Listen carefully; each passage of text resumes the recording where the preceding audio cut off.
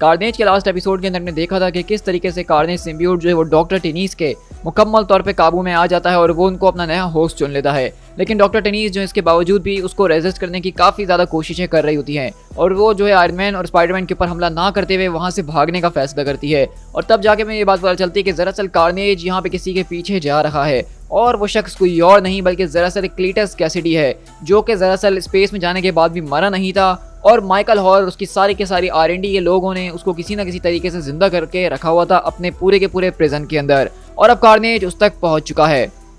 अब आगे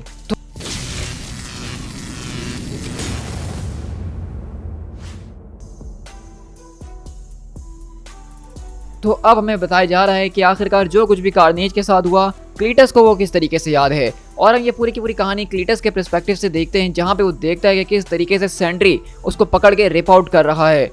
ओ आखिरकार अब ये सेंट्री है कौन? मानना पड़ेगा भाई, बंदे में बहुत दम है। ये हाँ, इतनी ज्यादा तेजी से, वेट, क्या वो मेरी टांगे हैं जो कि सामने की तरफ जा रही हैं? हाँ, लेकिन मुझे इसके ऊपर हंसना नहीं चाहिए। ओ जरा एक मिनट, तुम मुझे छोड़ के कहाँ जा रहे हो? अभी तो मज़ा आना शुरू हुआ था। लगता है कि शायद अब मेरा मरने का वक्त आ ही चुका है। आई होप कि इसके अंदर इतना ही ज़्यादा मज़ा है जितना देखने से लग रहा है। तो अब हम करने क्या वाले हैं? क्या मैं सोने वाला हूँ या अब मैं मरने वाला हूँ? चलो बड़ी, तुम बिल्कुल वही करना जो तुम कर सकते हो। You do what you got to do. और अगले पल हम देखते हैं कि जब क्लीटस की दोबारा आंख खुलती है तो एक पूरे के पूरे लैब के अंदर खुलती है, जहाँ पे माइकल हॉल के लोग उसकी पूरी की पूरी बॉडी को एनालाइज कर रहे होते हैं। ये बात पता चलती है कि किस तरीके से सिम्बियोट ने अपने आप के जरिए जो है इसकी पूरी की पूरी बॉडी को फीड करा था स्पेस के अंदर, ताकि उसके ऑर्गेनिज्म जो है वो मरे ना और जिंदा रह सकें, जिसकी वजह से कार्नेज सिम्बियोट काफ़ी ज़्यादा कमज़ोर हो गया है। लेकिन ये सब करने की वजह से उसने इस पूरे के पूरे इंसान को यानी कि क्लीटस कैसिडी को जिंदा रखा, वो भी स्पेस के वैक्यूम के अंदर। तो ये एक सच में बहुत ही बड़ी बात है। लेकिन इसी तरह क्लीटस अपने होश में कहता है, आखिरकार मैं कितने वक्त से बेहोश था। ये स्टूपिड कॉलेज के लड़कों की आवाज़ें, इनके मुझे होठ काट देने चाहिए। मैंने कहा कि इनके होठ काटो। ज़रा एक मिनट, तुम मेरी गर्ल को मुझसे दूर नहीं ले जा सकते हो, तुम मेरे सिम्बियोट को मुझसे नहीं खींच सकते हो। नहीं, ये मेरी है और तुम उसको मारने की कोशिश कर रहे हो। तुम्हें कार्नेज चाहिए? तो ठीक है, फिर मैं तुम्हें दिखाऊंगा कि कार्नेज होता क्या है। तो इसी तरह हम देखते हैं कि यहाँ पे बेसिकली कार्नेज सिम्बियोट को क्लीटस की बॉडी से अलग करके माइकल हॉल ने उसके ऊपर अपने एक्सपेरिमेंट्स वगैरह करने शुरू कर दिए थे, जिसके जरिए उसने ये सारे के सारे आर्मर्स और प्रोस्थेटिक आर्म्स वगैरह को बनाया है। और इसी तरह हम देखते हैं कि यहाँ पे बेसिकली माइकल हॉल ये सारी की सारी बातें पीटर और आयरन मैन को बताता है। तो स्पाइडरमैन बोलता है, क्या तुम्हारा दिमाग खराब हो चुका है? तुमने क्लीटस कैसिडी को अपने बेसमेंट प्रिजन के अंदर रखा हुआ था कैदी बना के। तो माइकल हॉल बोलता है कि देखो, हमें उस आदमी के बारे में बताया गया था कि उसका नाम जॉन डो है, स्पाइडरमैन, और फॉर लीगल रीजंस अब से तुम उसको जो हमारे पेशेंट से करके रेफर करोगे। तो वहीं से रॉयल ब्लू बोलता है कि mister hall, front desk security से एक डिस्ट्रेस कॉल हमारे पास आ रही है। अच्छा, ऐसी बात है? तो वो लोग क्या कह रहे हैं आखिरकार? यही तो सबसे बड़ी बात है कि वो कुछ कह नहीं रहे हैं, बस वहाँ पे रोने, चीखने और अजीब गार्गलिंग की साउंड्स हमें सुनाई दे रहे हैं। तो स्पाइडरमैन बोलता है कि तुम लोगों ने सच में बहुत ज़्यादा देर कर दी है, अब वो तुम्हारे हाथ से निकल चुका है। क्योंकि हम देख रहे हैं कि किस तरीके से कार्नेज सिम्बियोट अब आज़ाद तो हो चुका है, लेकिन उसको अपना ओरिजिनल और सबसे ज़्यादा खतरनाक होस्ट क्लीटस कैसिडी भी वापस मिल चुका है, जिसके साथ वो परफेक्टली बॉन्ड करता है। और अब देखते हैं कि हम यहाँ पे कार्नेज बेसिकली बातें करना शुरू कर चुका और कहता है, हा हा हा, तो कहाँ हो मेरे माइकी हॉल, मुझे तुम्हारे कानों के अंदर अपनी बातों को घुसाना है। तो आयरन मैन बोलता है कि तुमने जो कुछ भी करा है हॉल, इसके लिए मैं इस बात को मेक श्योर करूंगा कि तुम्हारे पास से तुम्हारा सब कुछ छीन लिया जाए। I will see to it. Iron Man, देखो मेरी बात ज़रा समझने की कोशिश करो प्लीज़। हमारे पास इस तरह की चीज़ों को समझने के लिए प्रोटोकॉल्स मौजूद हैं, फेल सेफ्स मौजूद हैं। आई अश्योर यू कि मेरे लोग इसको ज़रूर हैंडल कर लेंगे। तो स्पाइडरमैन बोलता है कि हमारे रास्ते से फ़ौरन हट जाओ। और माइकल बोलता है कि देखो, उनके सूट जो हैं वो एक टाइटेनियम ऑगमेंटेड सिम्बायोटिक अलॉय से मिलकर बनाए गए हैं, तो वो जो है कार्नेज से काफ़ी ज़्यादा मजबूत है और कार्नेज उनका कुछ नहीं बिगाड़ सकता है। और अगले वाले हम देखते हैं कि बेसिकली माइकल हॉल के लोग यहाँ पे कार्नेज के ऊपर अटैक करने के लिए आगे बढ़ते हैं। लेकिन पीटर बोलता है, ज़रा एक मिनट, क्या तुम्हारे कहने का मतलब ये है कि वो जो लोग सूट पहने हुए हैं वो सिम्बियोट से मिलके बने हुए हैं? और अगले पल हम देखते हैं कि बेसिकली जब यहाँ पे रॉयल ब्लू कार्नेज को घेर लेता है और अपना अटैक कर रहा होता है, तो अगले पल कार्नेज बोलता है, हा हा हा, मुझे इस बात पे विश्वास नहीं हो रहा है कि तुम लोग इतने ज़्यादा डम हो कि मेरे सिम्बियोट को अपने कपड़ों के अंदर उसको बना के पहना हुआ है। और अगले पल हम देखते हैं कि रॉयल ब्लू भी कार्नेज वाली ही डायलॉग बोल रहा था जो कार्नेज बोल रहा होता है। तो ये देख के बाकी लोग बोलते हैं कि क्या तुम ठीक हो रॉयल ब्लू, अपना शॉट लो फौरन से, ये तुम क्या कर रहे हो? तो रॉयल ब्लू बोलता है कि नहीं, मैं उसको मार नहीं पा रहा हूँ। ओह गॉड, ये सब चल क्या रहा है? तो वहीं से स्पाइडरमैन चिल्लाता है कि हॉल, तुम्हारा दिमाग खराब हो चुका है, अपने लोगों को फौरन वहां से निकलने के लिए कहो। लेकिन आयरन मैन वहां से शीशा तोड़ते हुए निकलता और कहता है कि अब बहुत देर हो चुकी है, क्योंकि अगले ही पल हम देखते हैं कि बेसिकली वहां पे सारे के सारे जो सूट्स वो आदमी लोग पहने हुए होते हैं, उनके अंदर इस जाहिल के बच्चे इंसान ने यानी कि माइकल हॉल ने कार्नेज सिम्बियोट का ही हिस्से का इस्तेमाल करके उनके सूट्स को मजबूत बनाया है। और कार्नेज का हिस्सा अगर किसी चीज के अंदर मौजूद है तो वो लिटरली उसको कंट्रोल कर सकता है, और अगले पल बिल्कुल यही होता है। वो उन सूट्स के अंदर ही उन आदमियों की हड्डियों को तोड़ मरोड़ के उनका काम तमाम कर देता है। और स्पाइडरमैन चिल्लाता कि ओ गॉड टोनी, वो उनको, तो टोनी बोलता कि हाँ मैं जानता हूँ, मैं उसको मार गिराने की कोशिश कर रहा हूँ। और अगले पल हम देखते हैं कि टोनी स्टार्क यहाँ पे जबरदस्त तरीके से रिपल्स को मारता है, लेकिन वहीं से कार्नेज बोलता है कि सॉरी पाल, अब मुझे भी अपनी टीम के अंदर कुछ मेंबर्स को बढ़ाना ही होगा। और अगले पल हम देखते हैं कि बेसिकली कार्नेज वहाँ पे उन दोनों के दोनों लोगों के सूट्स ऑफ आर्मर्स को एक पूरी तरीके से सिम्बियोट के अंदर बदलते हुए अपने अंदर एब्जॉर्ब कर लेता है और कहता है कि अब से ये मेरे कुत्ते हैं, ये सिर्फ मेरे इशारे पे नाचेंगे। और अगले पल रॉयल ब्लू यहाँ से भागकर कहता है कि स्पाइडरमैन मेरी मदद करो, और पीटर अपने वेब से इसको अपनी तरफ खींचने की कोशिश करता है, लेकिन अब काफी ज़्यादा देर हो चुकी है, क्योंकि कार्नेज उसको भी अपने पूरे के पूरे सिम्बियोसिस के अंदर खींचता है। और वहाँ पे वो सारे के सारे माइकल हॉल के जो लोग थे जो कि सूट ऑफ आर्मर के अंदर थे, कार्नेज ने उनको खींच के अपने अंदर मिला लिया है और अपने पूरे के पूरे साइज को और भी ज्यादा बड़ा कर दिया है, जिसका मतलब अब ये कार्नेज भी है, इसके पास माइकल हॉल की टेक्नोलॉजी भी है, और वो 5 लोगों का मास भी जो कि सूट के साथ जुड़ा हुआ था।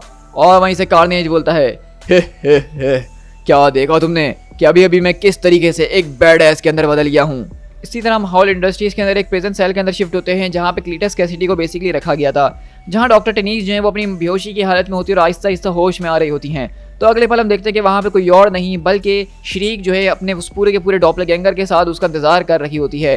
तो वहीं से टेनीस उठती और कहती है कि आखिरकार तुमने इस तरह के कपड़े क्यों पहने हुए हैं। तो श्रीक बोलती है कि मैं अपने बॉयफ्रेंड से मिलने के लिए जा रही हूँ और काफ़ी टाइम से नहीं मिली, तो मुझे अच्छा तो दिखना ही चाहिए ना। तो वहीं से टेनीस बोलती है कि क्लीटस नहीं, इससे तुम्हारा क्या मतलब है। तो वहीं से श्रीक उनका गला दबाती कहती है कि तुम झूठ बोल रही हो, मैंने सुना है कि किस तरीके से तुम उसके कपड़े पहन के यहाँ से वहाँ घूम रही थी, तो क्या तुम उसकी पावर्स को चुराने की कोशिश कर रही थी डॉक्टर? क्या इसी वजह से आप मुझसे कहते आ रही थी कि वो मेरे लिए अच्छा नहीं है? क्या आप इसीलिए कर रही थी ताकि आप उसकी पावर्स को अपने पास हासिल कर सकें? ओ मैं इसको देख सकती हूँ।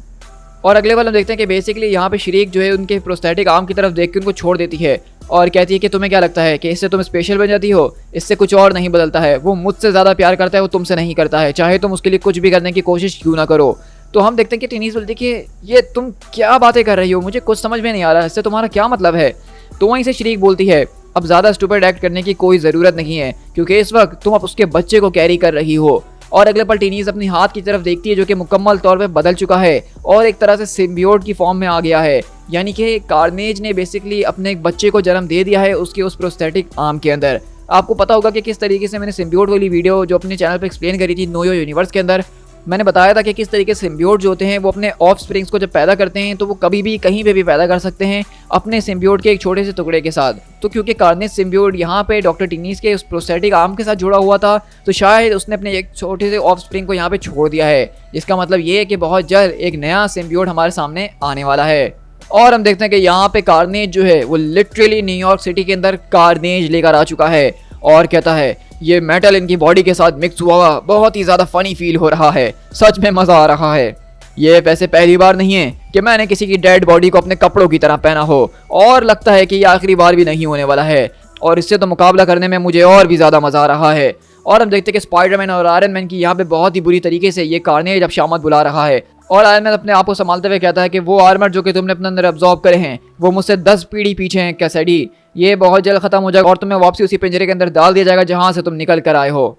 तो वही से कार्नेज बोलता है ये जब तुम इस तरह से हिलते हो ना अपने आर्मर के अंदर तो तुम एक बैलेरीना की तरह नाचते हुए लगते हो। और अगले पल हम देखते हैं कि वो बेसिकली टोनी को अपने जबरदस्त तरीके के टेंटिकल्स में जकड़ता है और सीधा खींच के जमीन के ऊपर स्मैश करता है। और वहीं से टेनीस बोलती है कि इसको मुझसे दूर करो, ये सब क्या है, नहीं मुझे ये नहीं चाहिए। फ्रांसिस तुम्हें प्लीज मेरी मदद करनी होगी, आज तक मैंने तुम्हारी इतनी ज्यादा मदद करी है लेकिन अब तुम्हें मेरी मदद करनी होगी, ये चीज जो है मेरे दिमाग के ऊपर हावी होना चाहती है। तो वहीं से शरीक बोलती है कि ये अच्छा नहीं लगता है ना कि जब कोई तुम्हारे जबरदस्ती दिमाग के अंदर घुसने की कोशिश करे, जब तुम्हें कोई जबरदस्ती बदलने की कोशिश करे जो तुम नहीं चाहती हो। और यही सब तो तुमने मेरे साथ कोशिश करी थी उस पूरे के पूरे रेवेनक्रॉफ्ट के अंदर, तुमने मेरे दिमाग को मैनिपुलेट करने की कोशिश करी कि मैं कार्नेज को भुला दूं। और हम देखते हैं कि यहाँ पे स्पाइडरमैन और कार्नेज के बीच मुकाबला शुरू होता है, जहाँ कार्नेज बोलता है कि मैं इस वक्त एक ऐसा तूफान हूँ जो कि तुम्हारे इस पूरे के पूरे शहर को ले डूबेगा। इसको रोकने का सिर्फ एक ही तरीका है कि मुझे माइकल हॉल तक जाने दो। तो स्पाइडरमैन बोलता है कि हॉल वो तो यहाँ का कब से जा चुका है कैसिडी, और क्या तुम्हें याद नहीं कि तुम पहले भी मेरे शहर को डुबाने की कोशिश कर चुके हो, उसका अंजाम क्या हुआ था। तो कार्नेज बोलता है कि तुमने मुझे आज तक कभी रोका नहीं है, बस वो तूफान खुद ही थम गया था। लेकिन अब देख रहे हो ना कि तुम आज चांद पूरा है, जिसका मतलब कि आज का तूफान इतनी आसानी से नहीं थमने वाला है। अरे ज़रा एक मिनट, क्या कार्नेज तुम यहाँ पे एक पूरी की पूरी पोइट्री की रिहर्सल तो नहीं कर रहे हो, क्योंकि तुम्हारे मुंह से ऐसे अल्फाज सुनना मज़ा नहीं आ रहा है। और अगले पल कार्नेज ये सुन के अपने ऊपर से ज़बरदस्त तरीके के स्पाइक्स निकालता और स्पाइडरमैन दूर उड़ के जाता है। और वहीं से कार्नेज बोलता है, हाँ तुम्हें अभी भी जोक्स करने में इतना मज़ा आता है, चलो अब मैं तुम्हारे साथ एक छोटा सा जोक करता हूँ। Hi Spiderman, look at me, I am dead. Hey comedy नहीं, तुम यहाँ पे ये फजूल की कॉमेडी करके मेरा कुछ नहीं बिगाड़ सकते हो। और अगले पल स्पाइडरमैन दोबारा जमीन से उठता है और कार्नेज को मुकाबला देते हुए उसके ऊपर एक जबरदस्त तरीके का वॉर करता है। और अगले पल हम देखते हैं कि टीनीज यहाँ पे बेसिकली भीख मांग रही होती है कि वो इस पूरे की पूरी सिम्बियोट को अपने अंदर रोता हुआ सुन सकती है। वो सिम्बियोट उसके ऊपर हावी होने की कोशिश कर रहा है, ये डार्कनेस है जो कि उसको कुछ और ही बनाने वाली है। और शरीक चाहे तो इस पूरी की पूरी चीज़ को रोक सकती है। लेकिन हम देखते हैं कि शरीक को ये सब देख के काफ़ी ज़्यादा मज़ा आ रहा है और कहती है कि ये सब कुछ जो तुम्हारे साथ हो रहा है ये किसी वजह से हो रहा है, ये चीज़ जो तुम्हें दी गई है ये अब तुम्हारी रिस्पॉन्सिबिलिटी है टीनीज, एक्सेप्ट योर रिस्पॉन्सिबिलिटी। तो टीनीज बोलती है कि दैट्स राइट, मैं बिल्कुल अब ऐसा ही करूँगी। और अगले पल हम देखते हैं कि टीनीज यहाँ से भागते हुए जाती है। अगले पल वहाँ पे शीशे के बहुत ज़्यादा पीसेस टूटे हुए पड़े होते हैं और अगले पल बेसिकली वो अपने उस पूरे के पूरे हाथ को काट के अपने से अलग कर देती है। और वहीं से शरीक बोलती है कि लुक एट यू, ज़रा अपनी तरफ तो देखो ये क्या चीज़ है। और अगले पल शरीक उस पूरे के पूरे आम को अपने हाथों में ले लेती है और हम देखते हैं कि स्पाइडरमैन यहाँ पे उससे मुकाबला करता है और काफ़ी ज़्यादा हार्डकोर होते जा रहा है और कहता है तुम्हें वाकई लगता है कि ये सब फनी है, यू थिंक कि तुम इस पूरी की पूरी चीज़ के अंदर अपने आप को छुपा सकते हो, तुम्हें अब मुझसे कोई नहीं रोक सकता क्लीटस, मैं तुम्हारे सर को तुम्हारे धड़ से अलग करके रख दूंगा। और हम देखते हैं कि पीटर यहाँ पे पूरे के पूरे अपने गुस्से के अंदर आ चुका है। और आप सब जानते हैं जो मेरे चैनल को फॉलो कर रहे हैं कि जब पीटर अपने गुस्से के अंदर आता है तो उसकी पावर को रोकना इम्पॉसिबल हो जाता है। और अगले पल वो पूरे के पूरे कार्नेज सिम्बियोट को मार मार के क्लीटस की शक्ल को ले आता है। लेकिन वहीं से आवाज़ आती है, स्पाइडरमैन क्या अगर मैं तुमसे थोड़ा सा लेफ्ट की तरफ जाने को कहूँ तो क्या तुम जाओगे। और अगले पल हम देखते हैं कि बेसिकली आयरन मैन वहाँ पे एक बहुत ही बड़ी सी बस ला के पूरे की पूरी कार्नेज के ऊपर मारता है और कहता है ओह मुझे ये महसूस हुआ, टाइम आउट। तो क्या आप थोड़ी देर के लिए टाइम आउट नहीं करना चाहिए। लेकिन स्पाइडरमैन बोलता है कि नहीं, जब तक तुम हार नहीं मानते यहाँ पे कोई टाइम आउट नहीं होने वाला। लेकिन इससे पहले कि पीटर और आयरन मैन दोबारा से कार्नेज के ऊपर अटैक करने के लिए बढ़े, वहाँ पे उनको एक जोरदार शरीक की आवाज़ आती है और सारे के सारे लोग दूर उड़ के जाते हैं। और अगले पल हम देखते हैं कि बेसिकली शरीक जो है वो उस पूरे के पूरे सिम्बियोट आर्म को अपने काबू में कर चुकी है, उसके साथ जुड़ना शुरू कर चुकी है और साथ में वो डॉक्टर टिनीस और अपने उस डॉपलीगैंगर को भी साथ में लेकर आई है और कहती है, हाय हनी, क्या तुमने मुझे मिस नहीं किया। To be concluded.